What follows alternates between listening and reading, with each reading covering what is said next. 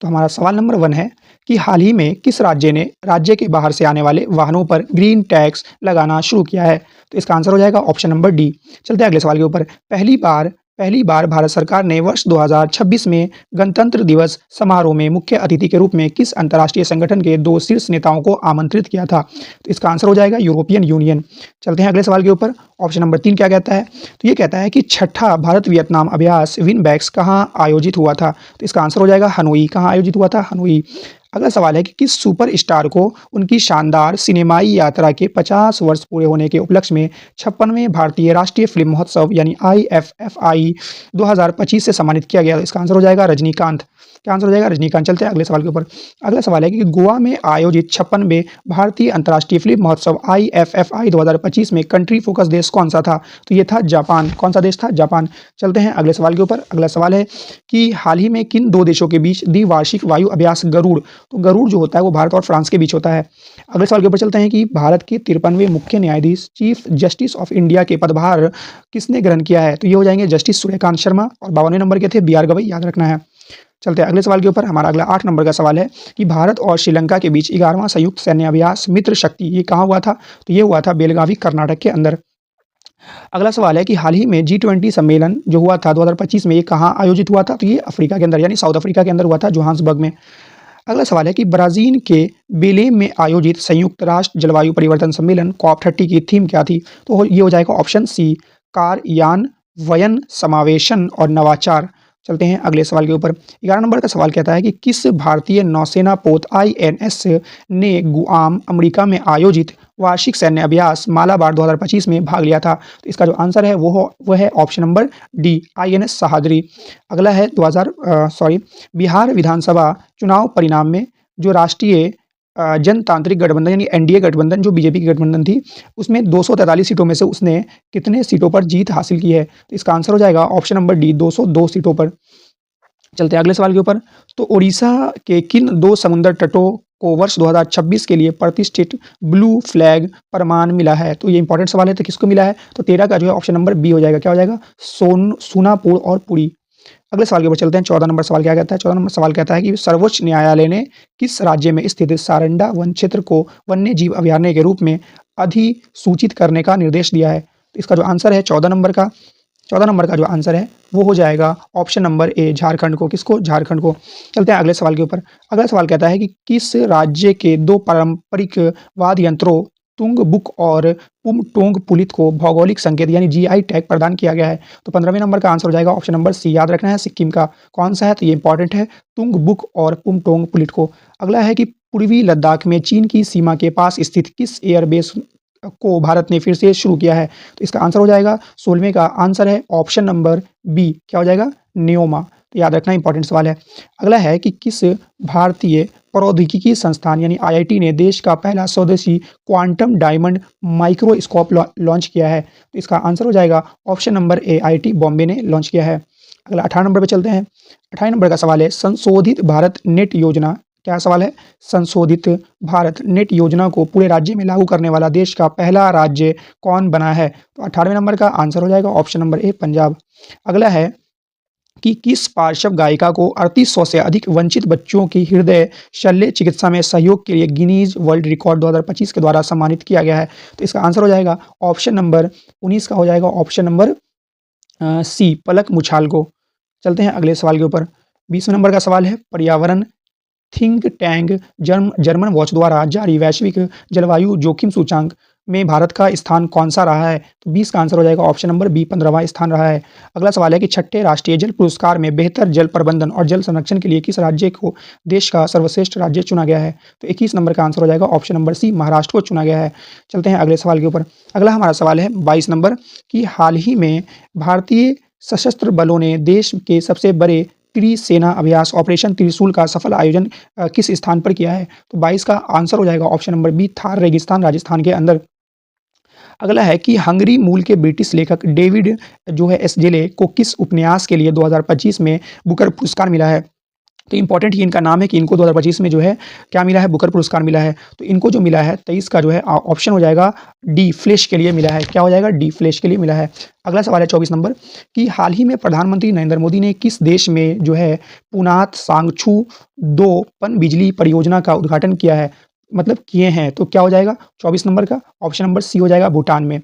अगला सवाल है कि संयुक्त राष्ट्र विश्व पर्यटन संगठन यानी यूएन टूरिज्म की पहली महिला महासचिव, उनका नाम क्या है? तो इनका नाम है ऑप्शन नंबर बी, शेख अल नोवेस, याद रखना है। अगला सवाल है 2026 में होने वाला संयुक्त राष्ट्र जलवायु परिवर्तन सम्मेलन COP32 की मेजबानी जो है किसे दिया गया है? तो 26 का जो हमारा आंसर है ऑप्शन नंबर सी हो जाएगा, अदीस अबाबा, इथियोपिया देश को दिया गया है। अगला सवाल है कि अंतर्राष्ट्रीय प्रकृति संरक्षण संघ ने अच्छी रेटिंग यानी गुड रेटिंग वाला भारत का एकमात्र जो है क्या बना है, प्राकृतिक विश्व धरोहर स्थल किसे घोषित किया गया है? तो 27 का जो है ऑप्शन नंबर हो जाएगा डी, कंचनजंगा राष्ट्रीय उद्यान जो कि सिक्किम में पड़ता है।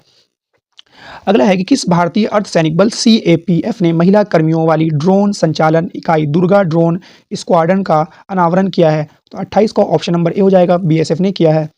अगला सवाल है कि अमेरिका के फ्लोरिडा स्थित टाइटन्स स्पेस इंस्टीट्यूट द्वारा अंतरिक्ष यात्री प्रशिक्षण कार्यक्रम के लिए किस भारतीय का चयन किया गया है? तो 29 का हो जाएगा ऑप्शन नंबर बी, कुंचला कैवल्य रेड्डी का।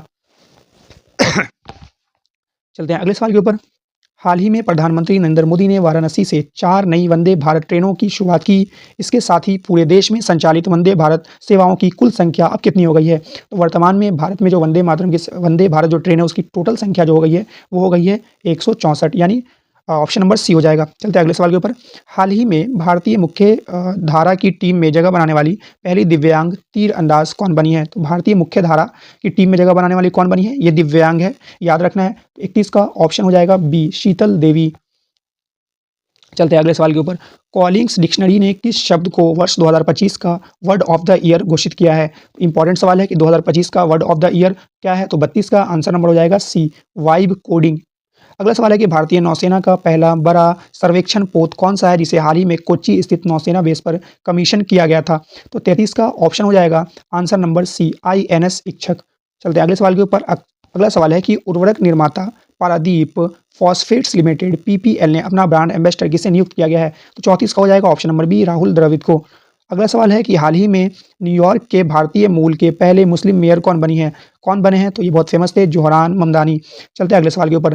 कर्नाटक राज्य विधि विश्वविद्यालय ने किस राज्य के राज्यपाल S अब्दुल नज़ीर को मानद डॉक्टरेट की उपाधि से प्रदान की है? तो 36 का जो है हमारा आंसर है option number B, Andhra Pradesh. चलते हैं अगले सवाल के ऊपर। हुरून इंडिया फिलैंथ्रोपी लिस्ट 2025 के अनुसार भारत की सबसे उदार महिला परोपकारी कौन बनी है, यानी सबसे ज़्यादा दान करने वाली महिला कौन बनी है? तो 37 का आंसर हो जाएगा option number C, Rohini Nilekani. अगला सवाल है कि अमेरिका में वर्जीनिया की लेफ्टिनेंट गवर्नर के रूप में निर्वाचित होने वाली भारतीय मूल की पहली महिला कौन बनी है? तो 38 का आंसर हो जाएगा ऑप्शन नंबर बी, गजाला हाशमी।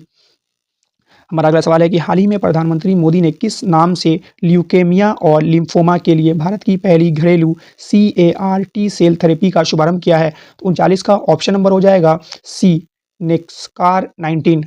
अगला सवाल है कि हरियाणा राज्य महिला आयोग ने किसे वर्ष 2026 के लिए अपना ब्रांड एम्बेसडर नियुक्त किया है? तो इसका आंसर हो जाएगा option number C, Shefali Verma.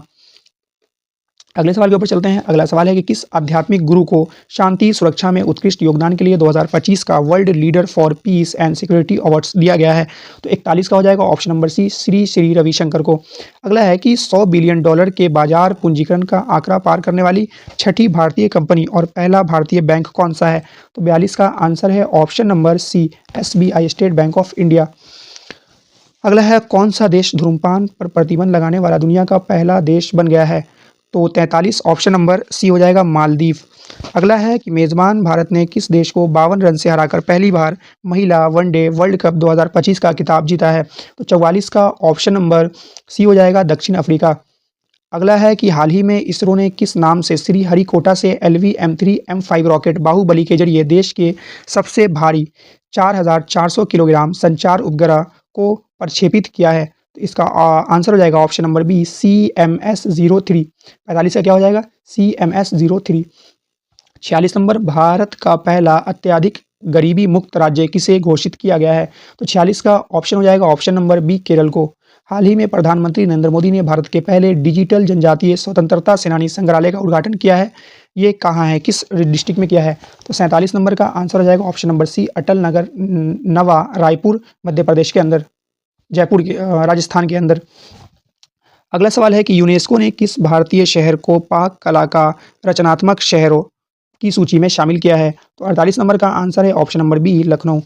अगला है कि किसने वुमेन्स ओडीआई रैंकिंग में शीर्ष स्थान हासिल किया है? तो इसका है आंसर नंबर बी, स्मृति मंदाना।